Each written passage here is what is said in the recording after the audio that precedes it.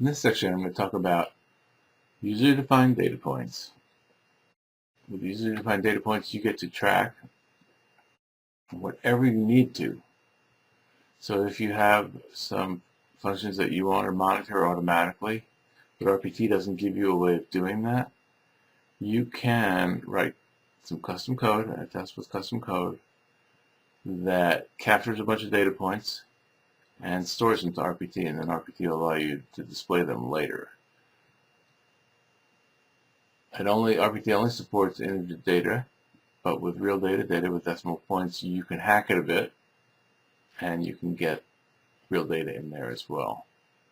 And I'm also going to show debugging custom code with the Eclipse debugger, and that includes breakpoints and viewing variable values. The Eclipse debugger is what's used, so basically anything you can use with an Eclipse debugger or rational application developer debugger, you can have the same sort of function here. So what I'm showing is a script that I wrote years ago, and it monitors Apache. It calls Apache server status, which if you're familiar with that, Apache server status is a web page that shows you what's going on inside of Apache. Now, I'll just mention that you don't really need to do that today because as of a few releases ago, RPT supports monitoring Apache internally, so there's no reason you'd want to use this code today, but it happens to be a good example. I mean, if you need to monitor something like a reverse proxy or some other thing that's particular to your product that RPT doesn't monitor, you could write custom code to capture the data and store it. So I will show how I do that. Basically, I have some custom code. I'm sorry, I have a test that calls some custom code. And inside that custom code, I do some special things, and I will show that. All right, so this is what the Apache server status screen looks like. And what I'm going to scrape off the screen is the requests per second and the requests currently being processed and the number of idle workers. It's just HTML on a page, so if you're familiar with RPT at all, you probably know that you can pull this stuff off of a page, and you can do it in custom code as well, so that's what I'll be doing. Okay, this is the custom code, or a snippet of the custom code. I'm only showing one counter here, but let me just go through it. I have a couple of variables, a dtemp and an ftemp, a double and a long. And I have a string which I'm using to capture items on a page. And I also have this generic parser, which is some custom code that I wrote that basically pulls things off of a page. You pass it the full page, you tell it what the delimiters are and what's not allowed on the page, and it then returns an array to use which has the values in there. So the next step is, after that, is I checked if the array to use is null. In other words, did it return anything or not? If it returned something, I turn that array to use element 0 into a double, put it in temp. I then do some error checking. The error check I do is to make sure that I'm actually running a test, because if I'm running a test, that value is more than 1. And if it's less than 1, then I'll just put 0 in there, in the value.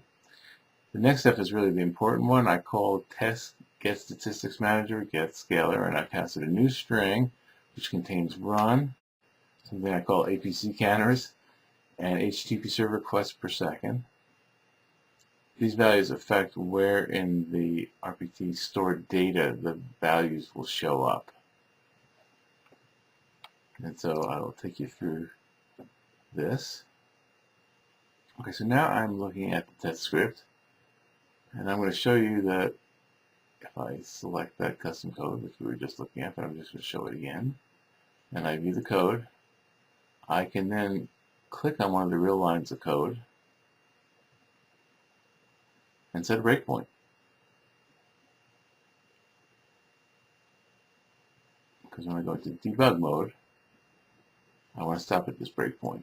So I just wanted to show how to do that. It's the same as you would do in Rational Application Developer. So here there's a debug button, which is fairly new to RPT, and it tells you when you press that, you're going to go into the debug perspective, which is what we're just launching into here.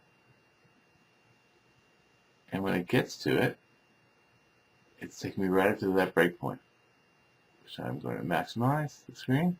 And so basically you can see that I'm stopped where I put the breakpoint, and I can step over. And if I hover over the variable, I can see the value. So this is how you debug custom code with a debugger. This is my error text. This is what I'm calling RPT to store the data that I captured. And I would have captured it. And now I'll just run it to completion. I do capture a bunch of other data points. So that's how to debug. They're finished. And it shows you the test log.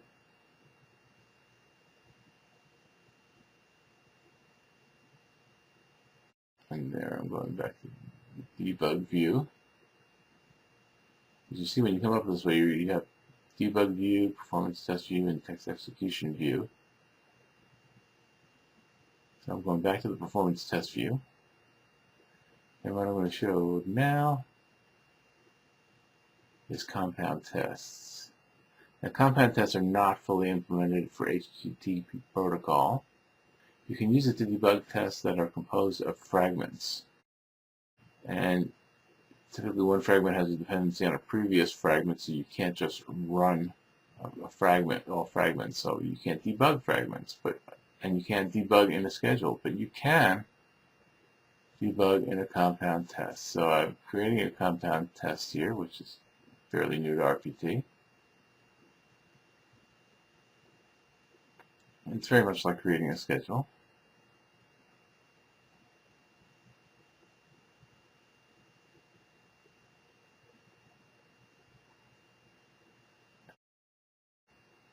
You have to pick which test you want to run.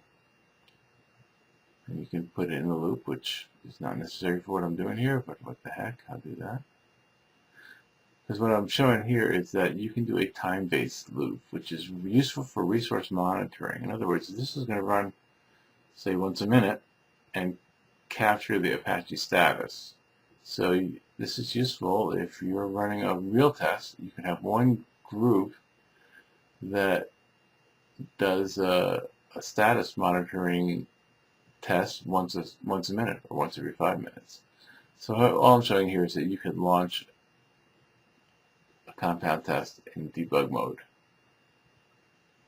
And that's useful if you're going to test fragments or you want to debug fragments. Okay, so with user-defined data points, you get to track whatever you need to. You get to name the item being tracked. You can make it show up in an RPT report, which I'll show shortly. And you can easily capture integer data. Real data, which has decimal points, I did not show, but let me just mention how you handle that. You take the real data and you multiply it by 1,000.